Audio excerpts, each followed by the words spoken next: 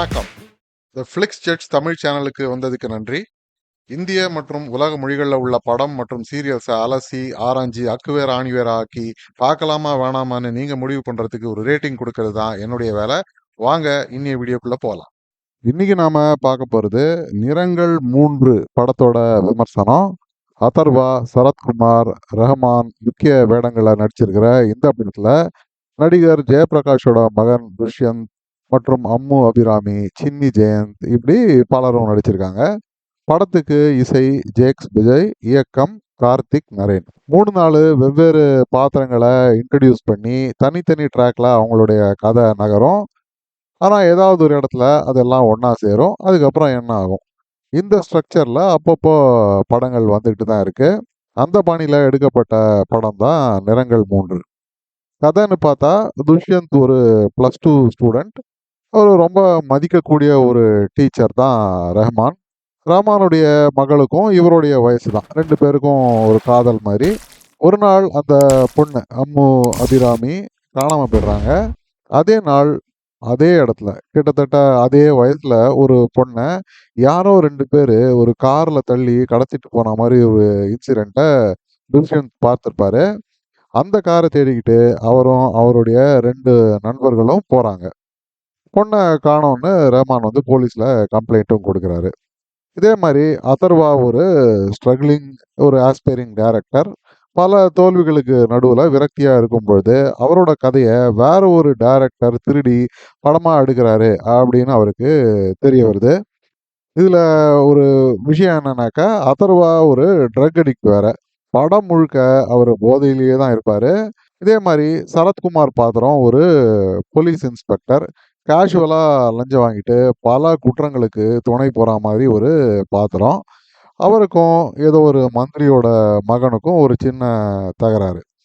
இப்படி இந்த 3 கதைகள், பாத்திரங்கள் இவங்க 3மே இணையும் பொழுது சில சின்ன ட்விஸ்ட்ஸு ஒவ்வொரு பாத்திரத்துக்கும் கடைசியில் என்ன ஆச்சு. இதுதான் படத்தோட மீதி கதை. கதையோட கரு இது ஒரு கேரக்டர் ஸ்டடி மாதிரி. மனிதர்களில் 3 வித குணங்கள் இருக்கு. அதை வெளிக்காட்டுற மாதிரியான பாத்திரங்கள், கதை இதெல்லாம் இருக்க போகுது அப்படிங்கிற மாதிரி கதையை ஆரம்பத்தில் டைரக்டர் செட் பண்ணுறாரு. ஆனால் போக போக அப்படிப்பட்ட அழுத்தமான காட்சிகளோ, கருத்துகளோ, பாத்திரங்களோ இல்லை வித்தியாசமான குணாதிசயங்களோ படத்தில் ஸ்கிரிப்டில் பெருசாக அவரால் கொண்டு வர முடியல. ஆனால் காட்சிகள் படமாக்கப்பட்ட விதம் ரொம்பவே சொஃபிஸ்டிகேட்டடாக, ரொம்ப ஸ்லிக்காக, ஸ்டைலிஷாக இருந்தது. வீணான காட்சிகள், வசனங்கள், நீளமான காட்சிகள் அப்படிலாம் அவ்வளவா இல்லாமல் கிறிஸ்பான காட்சிகளோட கதை நகருது. ஆனாலும் கதையில் பெருசாக ஆழம் இல்லை. நல்ல பெருசாக எமோஷ்னலான டீப்பான காட்சிகள்லாம் எதுவுமே இல்லை. பெரிய ட்விஸ்ட் அப்படின்னு சொல்லிக்கிற மாதிரியும் படத்தில் எதுவுமே இல்லை. கிளைமேக்ஸில் வரக்கூடிய அந்த சரத்குமார் மற்றும் ரஹ்மான் பாத்திரங்களோட ஸ்டோரி உள்பட கதையில் ஓரளவுக்கு ஸ்கோப் இருந்தாலும் அதை சரியாக யூட்டிலைஸ் பண்ணி டெவலப் பண்ண தவறிட்டார் டைரக்டர். அதனால் ஓரளவுக்கு மேலே படம் ஸ்லோ டவுன் ஆகி ரொம்பவே லேக் ஆக ஆரம்பிக்குது. பவர்ஃபுல்லான ட்விஸ்ட்ஸோ, வசனங்களோ, விறுவிறுப்பான காட்சிகளோ படம் முழுக்க இல்லவே இல்லை. அதனால் படமே ஒரு செகண்ட் கியரை தாண்டாத ஒரு ஃபீலிங் தான் நமக்கு ஏற்படுத்துது. இதனாலேயே படம் ரொம்ப டிசப்பாயிண்டிங்காக ஒரு ரொம்ப பிலோ ஆவரேஜ் லெவலுக்கு போயிடுது.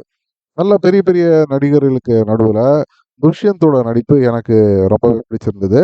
நல்ல ரோல்ஸ் எல்லாம் கொடுத்தா இவர் பிற்காலத்தில் ஷைன் ஆகிறதுக்கு நிறையவே வாய்ப்பு இருக்குது. மற்றபடி சரத்குமார், ரஹ்மான் இவங்கெல்லாம் ரொம்பவே கேஷுவலாக கொடுத்த பாத்திரத்தை ரொம்ப ஈஸியாக நடிச்சுட்டு போயிட்டாங்க. ஒரு டோட்டல் ட்ரக் அடிக்டா பார்க்குற எல்லா காட்சிகளுமே போதைக்கு பின்னாடியிலேருந்து பார்க்குற மாதிரி தான் படம் முழுக்க வர பாத்திரம் அதர்வாவோடது. அதை படமாக்கப்பட்ட விதம் புதுமையாகவும் ரொம்ப நல்லா எஃபெக்டிவாகவும் இன்ஃபேக்ட் நல்லா அம்யூசிங்காகவும் கூட இருந்தது. அதர்வாவும் இந்த கேரக்டரில் ரொம்பவே நல்லாவே நடிச்சிருந்தாரு அப்படின்னு நான் நினைக்கிறேன். மற்றபடி இசை, சினிமாட்டோகிராஃபி, செட்ஸு இது எல்லாமே ரொம்ப அழகாகவே வந்திருக்கு. பாராட்டுகள். கடைசியில் நல்ல அப்பா சரத்குமாரா இல்லை ரஹ்மானா இல்லை சந்தான பாரதியா அப்படின்னு நமக்கு சரியாக புரியல. குடிப்பழக்கத்தை அதோட தீமைகளை ரொம்ப பெருசாக ஹைலைட் பண்ணக்கூடிய இந்த படத்தில் போதை பழக்கம், லஞ்சம் வாங்குறது, இதெல்லாம் ரொம்ப கேஷுவலா நார்மலைஸ் பண்ண மாரி எனக்கு தோணுது. இந்த டைரக்டரோட இன்டென்ஷன் இது கிடையாது. ஆனாலும் எஃபெக்ட் என்னமோ அப்படிதான் வந்திருக்கு அப்படின்னு எனக்கு தோணுது. சரி, அப்ப இந்த படத்த பார்க்கலாமா, வேணாமா அப்படின்னு கேட்டா, நிறங்கள் 3 முதல்ல கொஞ்சம் எதிர்பார்ப்ப ஏற்படுத்தினாலும், கதை சரியா டெவலப் ஆகாததுனால, ரொம்ப சப்புன்னு முடிச்சிடுது. ரொம்ப சாதாரணமான ஒரு பிலோ ஆவரேஜ் படம் தான் இது. ஓடிடில வரும்பொழுது பார்த்துக்கங்க. மத்தபடி குடும்பத்தோட பார்க்குற வகையில தான் இந்த படம் இருக்கு. இந்த படத்துக்கு நான் குடுக்கக்கூடிய ரேட்டிங் 4 அவுட் ஆஃப் 10 ஸ்டார்ஸ். மீண்டும் ஒரு முறை இன்னொரு விமர்சனத்தோட உங்களை சந்திக்கும் வரை நன்றி, வணக்கம். இந்த வீடியோ பிடிச்சிருந்ததுன்னா லைக் பண்ணுங்க, ஷேர் பண்ணுங்க, சப்ஸ்கிரைப் பண்ணுங்க. உலகத்தரமான படம் மற்றும் சீரியல்களை நீங்க பார்க்கணுங்கிறதுக்காக பல சினிமா சீரியல்களை பார்த்து அதுலேருந்து சரியானதை மட்டும் அடையாளம் காட்டுறது தான் இந்த சேனலோட குறிக்கோள். நன்றி.